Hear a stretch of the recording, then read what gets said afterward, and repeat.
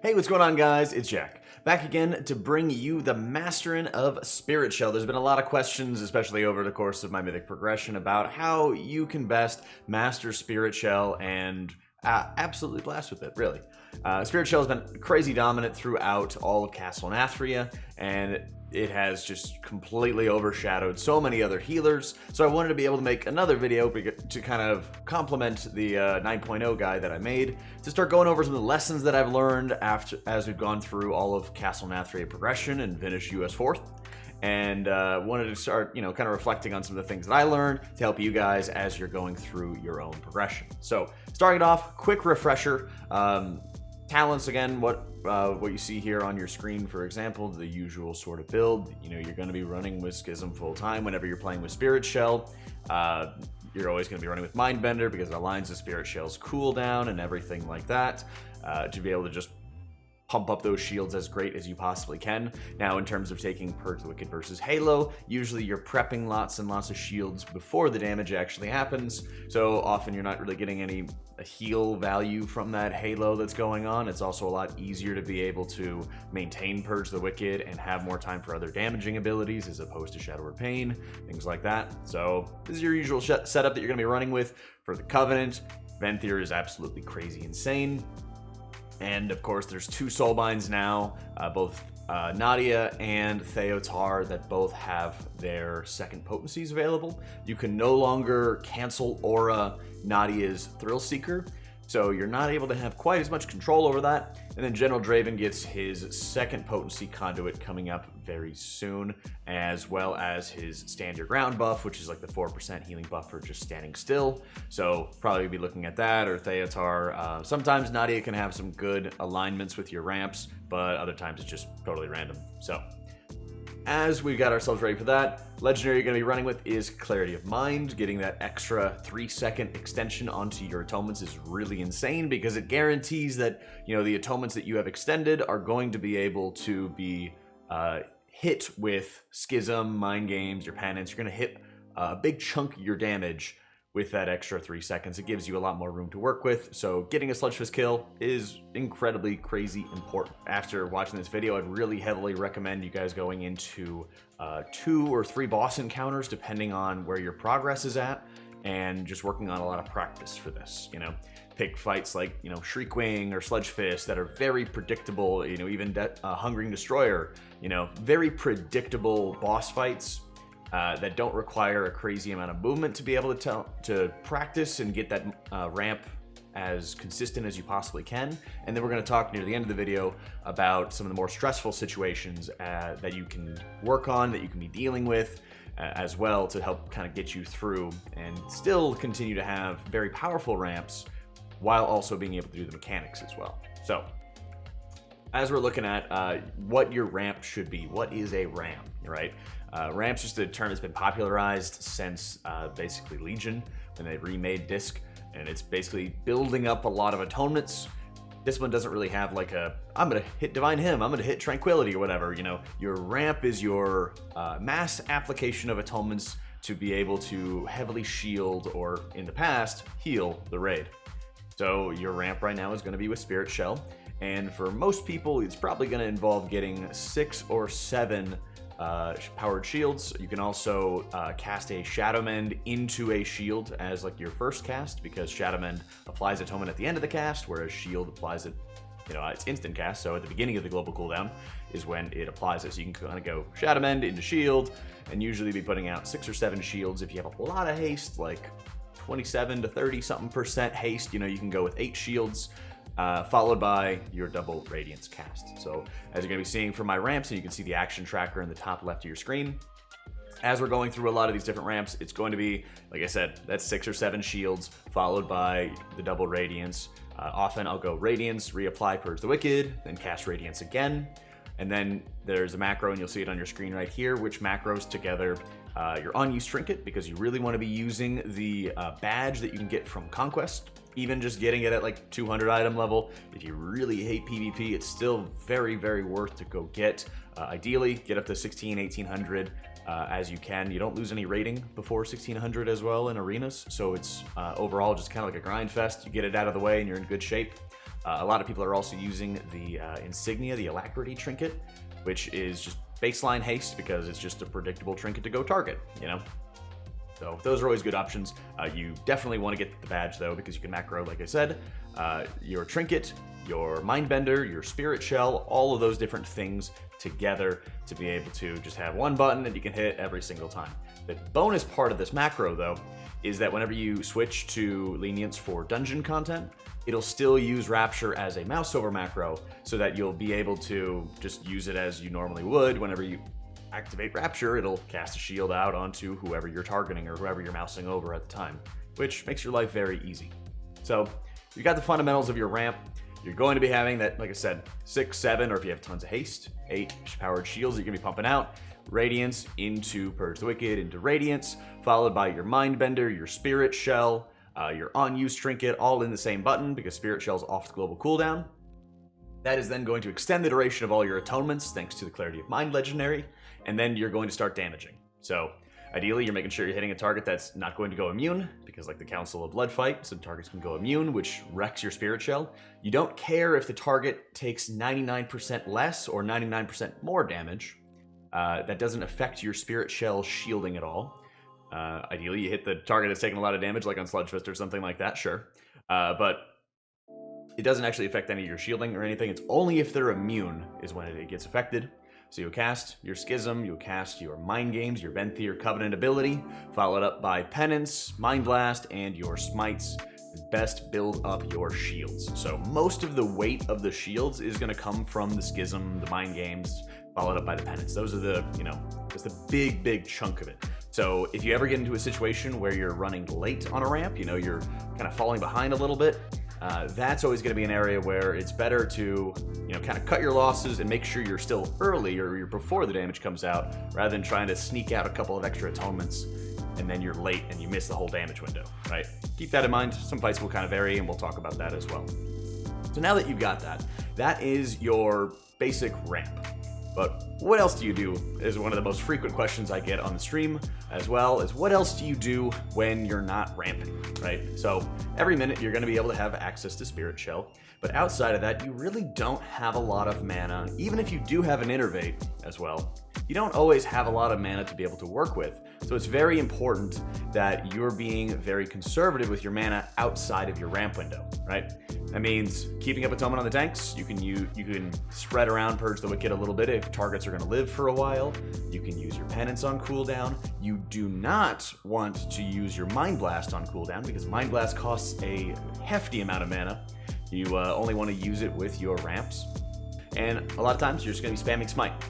You have one extra Radiance charge that you can use in between every Spirit Shell, so you can produce a mini ramp if you'd like. So if you have a ton of mana, you can cast a bunch of shields followed by a Radiance and get that extra Schism to cast out, Penance, etc. If you don't have a ton of mana, then just cast the Radiance and make sure it's hitting the tanks, make sure it's hitting whoever has bleeds on them, and call it a day. So for the more advanced sections, that was the ramp, the mini ramp, and the in-between. You want to make sure you're being very mana efficient. Let's start talking about some more advanced topics as well, okay? When it comes to how to build your Spirit Shells stronger, a lot of people are saying, okay, well, I know that stuff. How do I make shields stronger, right? One of the big things with Spirit Shell is that it has a cap to it. The cap is equal to 60% of your maximum health, okay? You can increase that maximum health by using Desperate Prayer, your defensive, to start bolstering that up. However, I would warn you guys not to just instantly macro it together just because there's a lot of times, especially on Progress, where you need to have that extra defensive and it doesn't always align with your ramps. But I'd say sometimes it does actually work together quite well. I think Sire to Nathrius is a pretty fair fight to be able to use your defensive and your ramp at very similar times, where you're saying, well, okay, I'm going to have a ton of damage going out at the same time that I want to be ramping, because I want to be ramping for like the Blood Price, or I'll be ramping for the incoming damage from the Crimson Chorus, which is constant ticking damage that lasts a very long time. Then you can take advantage of that. But other fights like Sludge Fist, especially on Progress, you're very vulnerable as a priest, and you want to make sure that you have defensives when you need it. So keep in mind that works. Other things that do work are like Shaman's Ancestral Vigor, Ankh Totem, Stamina Pots, the Battle Master trinkets as well. There's a bunch of different things that give you temporary stamina bonuses that can all work to help build up your shields larger. So something to keep in mind to be able to kind of help you, and really the most common application is you can use Desperate Prayer, especially at times where there's going to be some good synergy. Another area where there's actually very good synergy is with mind games. So you know that you already want to use mind games anyway with your ramp, but you don't really think about it too much except for Sire Denathrius, where in Phase 1 it has a Night Hunter mechanic, and it's happening just before blood prices do. And the whole goal of it is while you're ramping, the Night Hunters are going to draw the lines, they're going to crash into their target, and they're going to deal damage to them, and everybody has to soak and hunky-dory, huzzah. The other side of it is that those Night Hunters try to actually heal Sire Denathrius based off of the damage they dealt to their initial targets. So the more people that soak, the less healing that he gets. But if you have mind games up on the target at the same time, then he'll deal damage to the raid, which consumes some of your Spirit Shell shields if you're shielding at the time. But if you still have mind games up on the target, it attempts to heal Sire, which then ends up damaging Sire, which then converts into atonement transfers, which create bigger shields.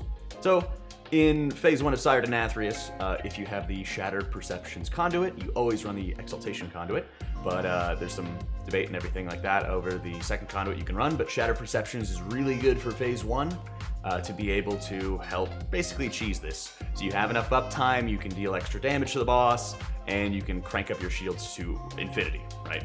Now that you kind of know all these different ways to crank up your shields, sometimes there's going to be fights which really start messing with you in terms of movement, mechanics. What do you do when things just go wrong, right? Starting it off, Stone Legion Generals. This is one of the most freaking annoying fights to play a Discipline Priest on, right? You have the Crystallize, which happens at varying times. Sometimes it's every 55 seconds, sometimes it's like 63 seconds or something like that. It doesn't like perfectly align with Spirit Shell the way you want it to. So one of the biggest things there is learning how to go early enough so that you can try to be able to generate the largest shields, but also understanding that you're not going to be able to always get the full maximum ramp possible, right? Sometimes you can get targeted by the blade, causing you to run out and not be able to cast your Radiance as quickly.